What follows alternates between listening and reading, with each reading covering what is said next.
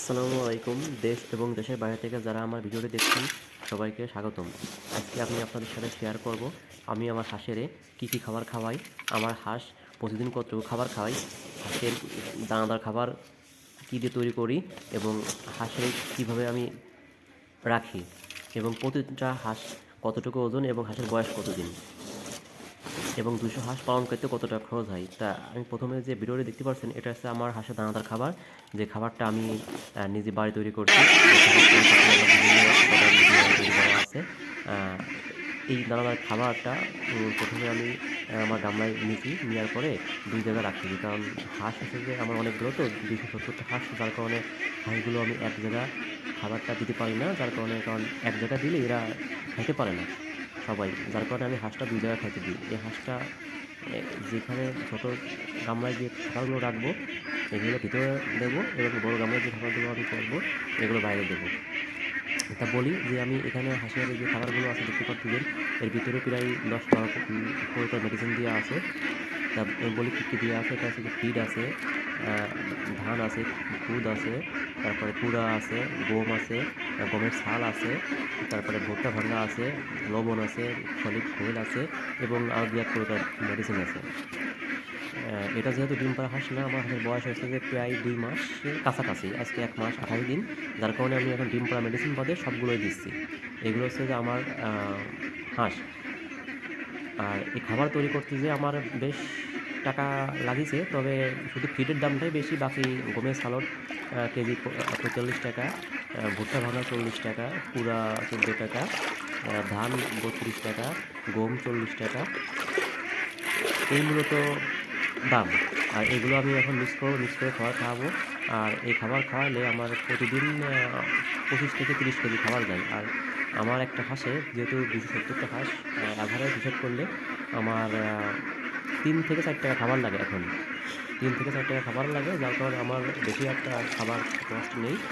কারণ এদেরকে এর আগে আমি 3 বেলা 4 বেলা 5 বেলা খাবার দিতাম, কিন্তু দেখুন শীতকালের সময় তো এদের মুরগি সকালবেলা একটু খাওয়াই আর 3 বেলা খাবার দিই, সকালবেলা, দুপুরবেলা এবং সন্ধ্যাবেলা, এবং দুপুরের আগে 11টার দিকে নদীতে নিয়ে একটু গোসল করা যায়, তখন এই শামুক টামুক অন্যান্য খাবার খেয়ে আসেন।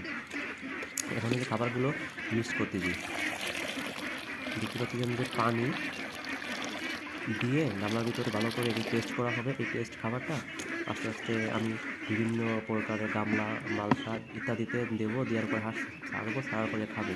এখন আমাদের খাবারের পেস্ট তৈরি করা হচ্ছে, এই দেখেন। প্রথমে আমরা পেস্ট তৈরি করে নিই খাবারটা, আস্তে আস্তে পানি দিয়ে খাবারগুলো গুলাচ্ছি, এই গুলানোর পরে এগুলো আস্তে আস্তে আমরা একটু সার্ভ করবো, দিয়ে তারপর হাঁসগুলো ছাড়বো।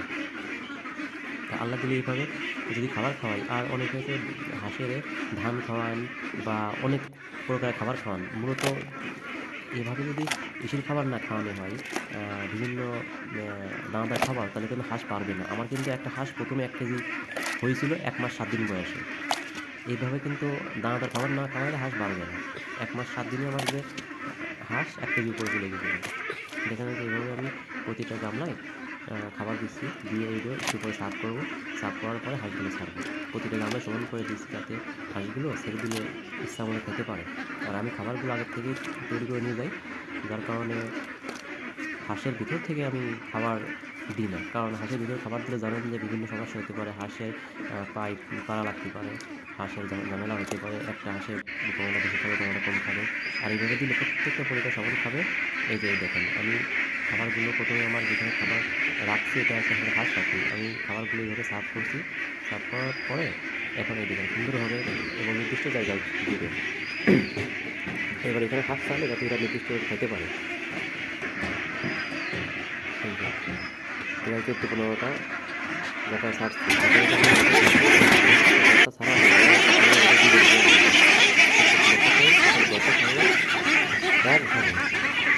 একবার ওরা দৌড়াদৌড়ি করতে গিয়ে খাবার খাওয়ার জন্য প্রতিযোগিতা। আর এখন আমি ঘরে দৌড়াতে আটকাই দেবো, দিয়ে কিছু হাঁস ঘরে ভিতরে রাখলাম এবং কিছু হাঁস বাইরে রাখলাম। কারণ যেগুলো ঘরে ভিতরে রাখছি ওইগুলো ঘরে ভিতরে খাইতে দেবো, আর এইগুলো বাইরে, কারণ এক জায়গায় খাইতে দিলে সবগুলো একবারে খাইতে পারবে না, যার কারণে অল্প ছাড়ছি। এখন দেখেন হাঁসগুলো খুব সুন্দরভাবে যার যার মতো আলাদাভাবে প্রত্যেকটা পাত্রে সুন্দরভাবে খাবার খেতে রাখতেছে, এবং একটা পাত্রে ঢাকা রেখে দিলে খাবার খাচ্ছে। কেউ খাবার খাচ্ছে ইচ্ছা মতো, কেউ দৌড়দৌড়ি করতেছে। তবে যে হাঁসগুলো একটু বড় ওরা কিন্তু বেশি খাবার খায়, আর যে হাঁসগুলো একটু ছোটো ওরা একটু খাবার কম খেতে পারে, কারণ বড়গুলো চালাক হয়। যেগুলো দেখছেন যেগুলো বড় সেগুলো কিন্তু জানে খাবার চালুই আছে। এত খাবার দিচ্ছি, খাবার কিন্তু এদের বিনাশ করতে বেশি সময় লাগবে না। এরা খাবার খাচ্ছে, আল্লাহ রহমতে হাঁসগুলো সুস্থ আছে। খাবার কিন্তু শেষ মুহূর্তের ভিতরেই, 1 কেজি লাগেনি খাবার শেষ হতে। এখন হচ্ছে যে আমার ঘরের ভিতরে যে হাঁস আছে তাদের জন্য যে খাবার রাখছি সেগুলো এখন তাদেরকে সার্ভ করবো। এগুলো দেওয়া হয়ে গেলেই এখান থেকে গামলা নিয়ে তাদেরকে সার্ভ করবো। এই দেখেন এগুলো কিন্তু খাওয়া শেষ, পর্যাপ্ত পরিমাণ খাবার খাইছি না, খাইয়ে এখন সব সুস্থ। এগুলো কিন্তু এগুলো কিন্তু দুপুর না বিকাল নেই, সকালবেলা ছাড়ছি, সকালে খাবার দেখালাম আপনাদেরকে আমি। ভিডিওটা শেষ পর্যন্ত দেখবেন, তাইলে জানতে পারবেন যে আমার খাবারে 200 হাঁস পালতে প্রতিদিন কত টাকা খরচ হয়। মূলত যদি একটা হাঁসে 3 টাকা বা 4 টাকা খরচ হয়, তাহলে কিন্তু 100 হাঁসে খরচ হয় 400 টাকা বা 350 টাকা বা 300 টাকাও হয়, মাঝে মাঝে খাবার কম বেশি। তাহলে 200 হাঁসে 600 থেকে 800 টাকার ভিতরে। তো যারা হাঁস পালতে চান তারা বলে রাখি ভালো যে 200 হাঁসে কিন্তু প্রতিদিন এই 2 মাস বয়সে হাঁস 4 টাকা 5 টাকাতে শুরু করে 6 টাকা পর্যন্ত একটা হাঁসের খাবার খাবে। আর পূর্ণাঙ্গ বয়সে হাঁস 10 টাকার উপরে খাবার খাতে পারে না। এই যে এইগুলো কিন্তু ভিতরে রাখছিলাম যেগুলো হাঁস, সেগুলো আবার যে আলাদাভাবে পাত্র এনে দিয়েছি খাবার, এগুলো যে খাবার খাচ্ছে। এগুলো একটু ছোটো সাইজ, হাঁসটা কিনছিলাম 2 সাইজ, একটা 15 দিন আগের, একটা 15 দিন পরে। যেগুলো বড় সেগুলো বয়স হচ্ছে যে 2 মাসের কাছাকাছি, আর যেগুলো ছোট সেগুলো হচ্ছে যে 1 মাস 42 দিন 43 দিন। তা আলহামদুলিল্লাহ সবগুলো খাবার খাইছে, ভিতরেগুলো বাইরেগুলো খাবার খেয়ে যাদের মতো কিন্তু এরা আলাদা। আর একটা কথা বলে রাখি, খাবার খাওয়ার পরে খাবার পাত্রগুলো অবশ্যই অবশ্যই ধুয়ে রাখতে হবে। এইটা রাখলে আল্লাহর রহমতে রোগ জীবাণু কমে যায় হাসে।